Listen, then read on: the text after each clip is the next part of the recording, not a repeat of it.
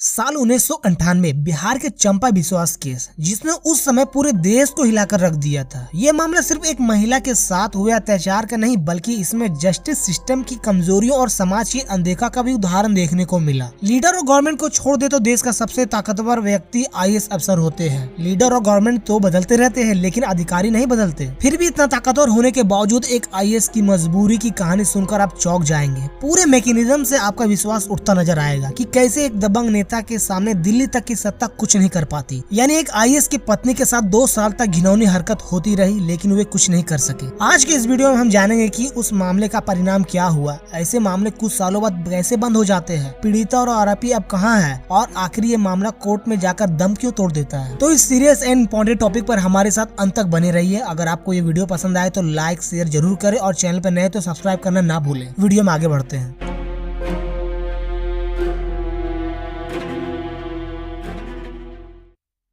तो बात है चंपा विश्वास केस और लालू राज के दौर की, जिसे जंगल राज भी कहा जाता था। बिहार में 1990 के बाद से 2005 तक वो दौर था जब गवर्नमेंट के चहेते नेताओं के सामने सभी बेबस होते थे। चंपा विश्वास उसी केस की एक अरेंजमेंट का क्रूर और घिनौना सबूत है।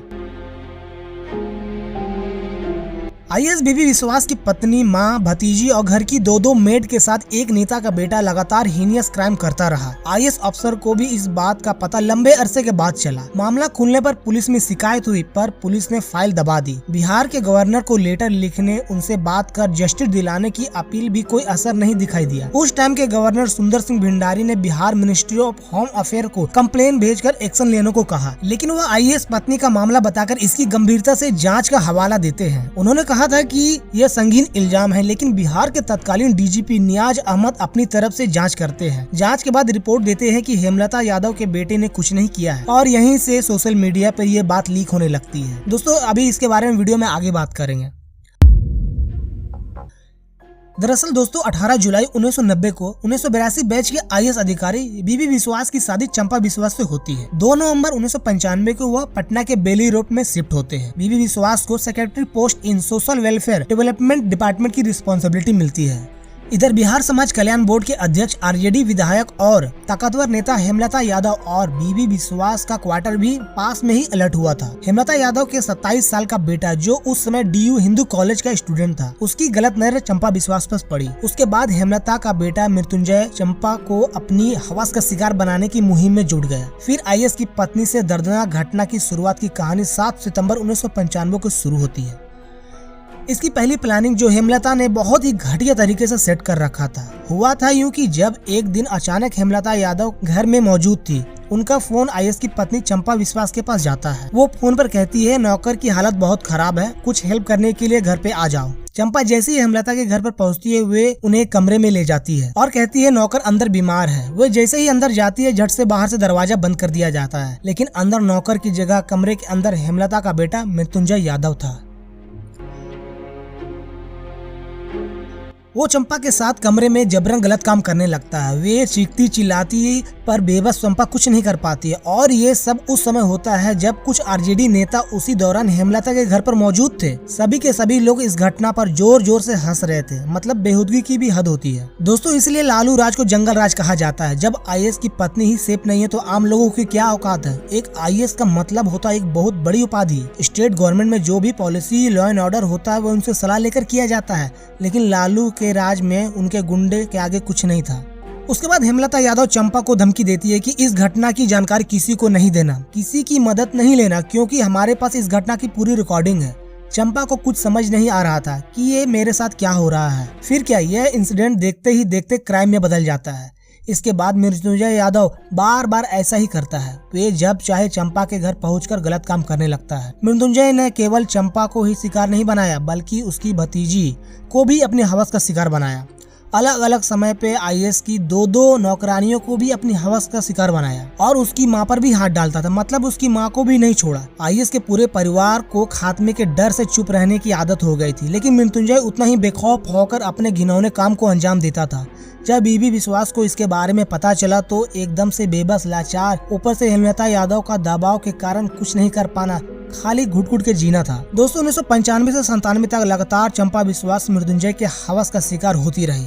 हेमलता का क्रूर आतंक इस कदर था कि एक बार चंपा प्रेग्नेंट हो गई थी। उसके बाद कोलकाता अपने मायके जाकर ऑपरेशन और नसबंदी करवा लेती है। फिर हिम्मत जुटाकर आईएएस बीबी विश्वास सीनियर पुलिस ऑफिसर्स के पास इस बात के बारे में चर्चा करते हैं। पुलिस ऑफिसर एक आईएएस की सहायता करने के बदले उन्हें चुप और सब कुछ सहने के लिए सलाह देते हैं। कई सारे नेता, वो भी बड़े बड़े, किसी ने भी मदद नहीं की। फिर जाकर बीबी विश्वास सीधे जाते हैं चीफ मिनिस्टर लालू यादव के पास। वहां जाकर गिड़गिड़ा रहे थे कि मेरी बीबी के साथ ऐसी घटना हो रही है, मेरी मदद करो। पर हेमलता यादव लालू की खास थी। लालू का जवाब आया, जो हुआ उसे भूल जाओ और लाइफ में आगे बढ़ो। उसके बाद ही सुंदर सिंह भंडारी का लेटर वाला सीन आता है। तब विपक्ष के नेता सुशील कुमार मोदी ने इस मामले को मीडिया में उठाया। तब जाके कार्रवाई शुरू हुई। टाइम्स ऑफ इंडिया में इस खबर के छपने से देश भर में हड़कंप मच गया और लोग में आक्रोश का माहौल हो जाता है कि इंसाफ क्यों नहीं मिल रहा है। लोगों ने सड़कों पर उतरकर इस घटना का विरोध किया। ये मामला उस समय एक बहुत बड़ा मुद्दा बन गया था। लोगों के विरोध से दोनों माँ बेटे ऊपर केस रजिस्टर होती है। बेटे को 3 साल और माँ फरार हो जाती है। 2 महीने बाद माँ पकड़ी जाती है, उसे भी 3 साल की सजा हो जाती है। फिर मार्च 2002 में ट्रायल कोर्ट ने मृत्युंजय को आईपीसी धारा 376 समेत कई धाराओं के तहत दोषी ठहराया और उसे 10 साल के कठोर कारावास की सजा सुनाई। हेमलता यादव को 3 साल के कठोर कारावास की सजा सुनाई गई।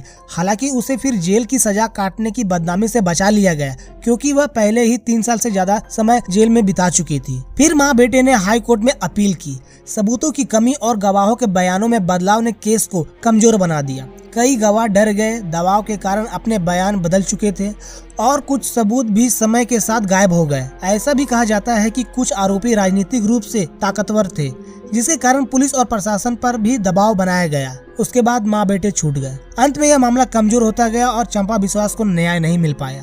साल 2000 में जब बिहार से अलग होकर झारखंड राज्य बना तो चंपा के पति को नया राज्य भेज दिया गया। बाद में बीमारी और टेंशन के कारण उसकी मृत्यु हो गई और चंपा अपने 2 बच्चों के साथ कोलकाता अपने मायके चली गई। आपने बताया क्यों नहीं? इतने दिन से चल रहा था तो आपके पति आईएएस हैं, आपको बताना चाहिए। मैं बता के क्या करती, पति को और बच्चे को मार डालती क्या? दोस्तों अक्सर ऐसे मामले में पुलिस की लापरवाही और भ्रष्टाचार भी सामने आता है। कई बार पुलिस जांच को सही से नहीं करती, सबूतों को जमा नहीं करती या फिर आरोपियों से मिलीभगत करती है, जिससे मामला कमजोर हो जाता है।